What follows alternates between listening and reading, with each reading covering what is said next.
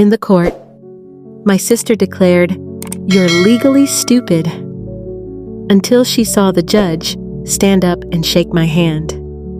The first time my sister called me stupid, I was 8 years old. We were standing in our grandmother's kitchen after a family dinner. I had accidentally dropped a glass of orange juice on the floor, and before I could even apologize, my older sister Vanessa rolled her eyes and laughed. "You're so stupid, Emma."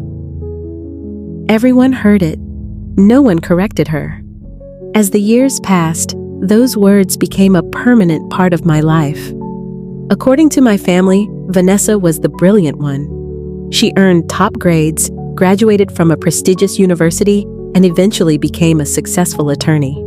She was confident, outspoken, and always knew how to dominate a room.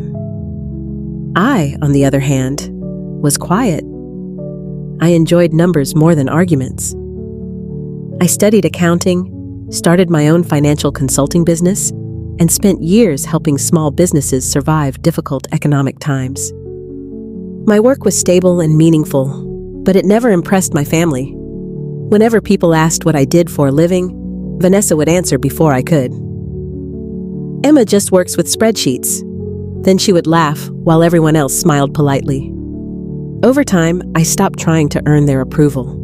The only person who truly valued me was my grandmother, Margaret. Unlike everyone else, she listened when I spoke. She remembered the details of my life. She asked about my business. She called me every Sunday evening without fail. When her health began declining, I became her primary support. I drove her to appointments. I picked up medications. I sat beside her during treatments. I paid bills whenever she quietly admitted she was struggling financially. I never told anyone because Grandma hated feeling like a burden. For nearly 4 years, I helped her in every way I could. Meanwhile, Vanessa rarely visited. She always claimed she was too busy. Yet somehow she never forgot to remind everyone that she was Grandma's favorite grandchild. When Grandma passed away at 82, I was devastated. The funeral was difficult enough. What came afterward was far worse. 2 weeks later, our family gathered at a law office to discuss Grandma's estate. I expected a straightforward process. Instead, I walked into an ambush. Vanessa arrived carrying multiple folders and wearing the confident smile she always used when she believed she had already won. The family attorney explained that a recently updated will had been discovered. According to the document, nearly everything belonged to Vanessa. The house, the savings, the investment accounts, even several family heirlooms. I received a small cash amount that barely represented 1% of the estate. The room fell silent. I stared at the papers. Nothing made sense. Grandma had repeatedly told me she wanted everything divided equally. This document completely contradicted every conversation we had ever shared. When I questioned it, Vanessa smirked. "Emma, legal documents matter more than feelings." The attorney shifted uncomfortably in his seat. I asked to see the signatures. Vanessa immediately became defensive. "Are you accusing Grandma of not knowing what she signed?" "No," I replied calmly. "I'm asking questions." She laughed. The same laugh I had heard my entire life. The same laugh that always carried a hint of contempt. "Questions? Emma, you don't understand legal matters." I remained silent. Then she delivered the sentence that would change everything. "In fact, you're legally stupid." Several relatives looked away. Others pretended not to hear, but I heard every word. And this time, I wasn't 8 years old anymore. I hired an independent attorney the next morning. After reviewing the documents, he immediately noticed several irregularities. The timing of the will was suspicious. The witnesses had unusual connections to Vanessa. Most importantly, the signature looked inconsistent with Grandma's previous records.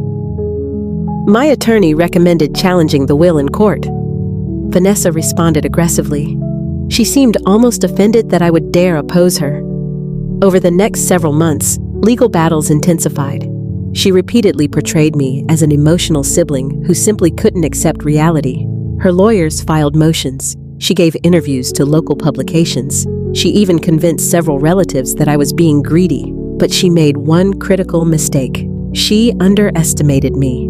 Because while Vanessa spent years mastering courtroom arguments, I spent years mastering financial records.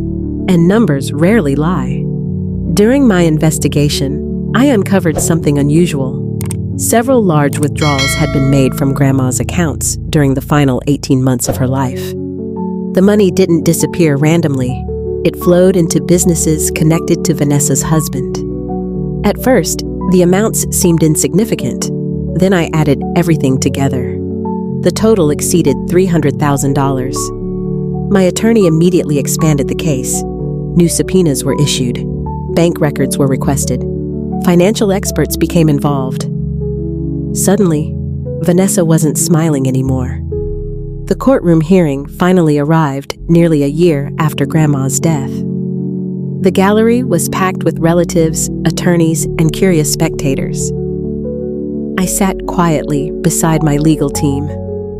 Across the room, Vanessa looked completely confident. She wore an expensive designer suit and carried herself like victory was guaranteed.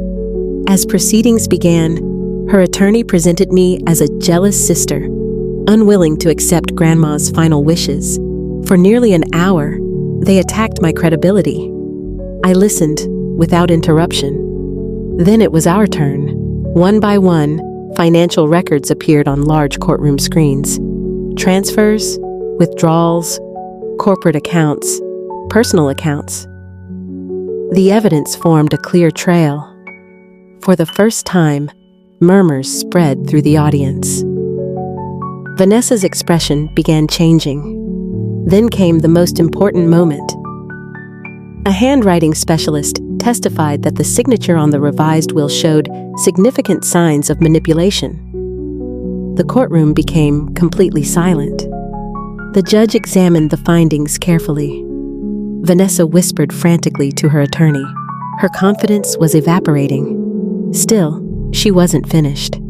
When she finally took the witness stand, she attempted to explain everything away. According to her, the money transfers were legitimate. The signature was genuine. The accusations were ridiculous. Then she looked directly at me. For a moment, I saw the same arrogance I had known my entire life. She shook her head and said loudly enough for everyone to hear, "My sister doesn't understand legal reality. She's legally stupid." A few people gasped. The insult echoed throughout the courtroom. The judge immediately raised an eyebrow. The room fell silent. Before anyone could continue, something unexpected happened. The judge looked directly at me. Then he smiled. "Ms. Carter, it's good to see you again." Confusion spread across the courtroom.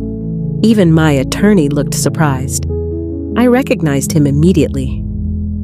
3 years earlier, before his judicial appointment, he had served on a regional financial ethics commission. I had volunteered my expertise during an investigation involving nonprofit fraud. We had worked together for months.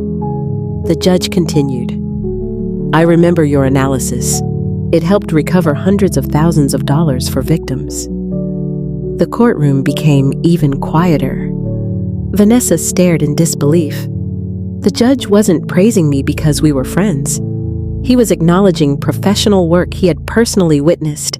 For the first time that day, Vanessa looked genuinely frightened. The hearing resumed. More evidence followed. More financial records emerged. More inconsistencies appeared. By late afternoon, the truth was impossible to ignore. The revised will was declared invalid. The questionable financial transfers became the subject of a separate investigation. And the original estate plan, which divided assets equally, was reinstated. The ruling was devastating for Vanessa. Years of manipulation collapsed within a single day. As people began leaving the courtroom, several relatives approached me. Some apologized.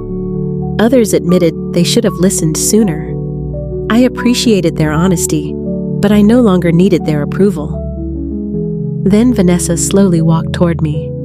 For the first time in her life, she had no clever argument, no audience, no advantage, just silence. "I never thought you'd fight back," she admitted quietly. I looked at her for several seconds. Then I answered honestly, "Neither did I." She lowered her eyes. The woman who had spent decades convincing everyone she was superior suddenly looked very small. I didn't celebrate her downfall. I didn't insult her. I didn't seek revenge through cruelty. The sweetest revenge was much simpler. The truth had finally spoken for itself. A few weeks later, I used part of my inheritance to establish a scholarship fund in my grandmother's name. The program helped students pursue careers in accounting, finance, and business. It felt like something she would have loved. On the day the scholarship officially launched, I visited her grave. I placed fresh flowers beside her headstone and sat quietly for a while. For years, I had believed my worth depended on whether my family recognized it. I thought validation had to come from parents, siblings, or relatives. I was wrong. Real value doesn't appear when people finally notice you. It exists long before that moment.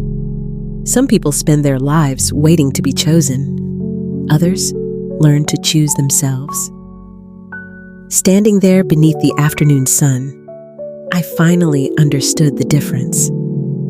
Vanessa may have spent years calling me stupid, but in the end, the facts spoke louder than insults. And for the first time in my life, I walked away knowing exactly who I was.